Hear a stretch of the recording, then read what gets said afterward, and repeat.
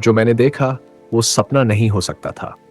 उसकी आंखों में कुछ अजीब था, जैसे वो मुझे पहले से जानती हो। काका भाई के चैनल में आपका स्वागत है। चलिए शुरू करते हैं। आज मैं जैसे ही अपने कमरे से बाहर निकला, मेरी नजर सड़क के किनारे एक बेंच पर बैठी हुई लड़की पर पड़ी।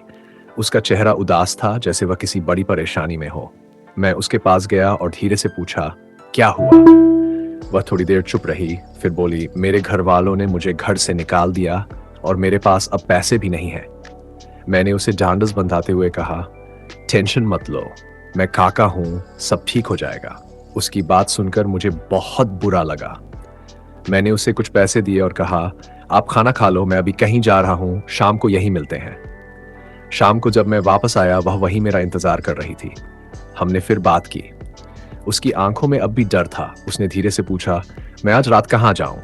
मैं कुछ पल सोचकर बोला, अगर आप चाहें तो मेरे कमरे पर चल सकती हैं। वह मान गई। मैं उसे अपने कमरे पर ले आया। अंदर आकर वह थोड़ी सहज हुई। मैंने उसके लिए चाय बनाई, फिर उसे आराम करने के लिए कहा और तौलिया देकर बोला कि वह फ्रेश हो ले। वह नहाने चली गई और मैं बिस्तर पर लेट गया। थोड़ी देर बाद वह दूसरे कमरे में सोने चली गई। रात को अचानक मेरी आंखों ने महसूस किया कि कोई मेरे कमरे में आया है। मैंने तुरंत लाइट ऑन की। वह वही लड़की थी। वह धीरे से मेरे पास आकर बैठ गई। मैं थोड़ा घबरा, क्या हुआ? वह मुस्कुराई और बोली, खका, आप बहुत अच्छे हो, आपने मेरी इतनी मदद की। हम दोनों धीरे धीरे बातें करने लगे। रात का माहौल शांत था, बाहर हल्की हवा चल रही थी। हमारी बातचीत में एक अपनापन सा आ गया। वह मेरे थोड़ा करीब आई और धीमी आवाज में बोली, मुझे आप बहुत अच्छे लगते हो, मैं आपके और करीब आना चाहती हूँ। जो मैंने देखा वो सपना नहीं हो सकता था।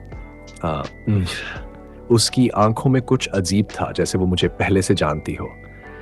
और उस रात के बाद मैं कभी पहले जैसा नहीं रहा।